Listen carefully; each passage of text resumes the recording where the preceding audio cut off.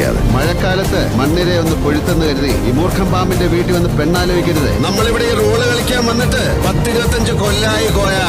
അതിന്റെ ഇടയൊക്കെ ഒരു കളിക്കാൻ വന്നാണല്ലോ. ഞാനിങ്ങനെ പൂരത്തിന്റെ സാമ്പിൾ വെടിക്കെട്ട് നടത്തുന്ന പോലെ ഈ 6 അടി 1.5 ഇഞ്ചിൽ സവാരി ഗിരിഗിരി നടത്തും.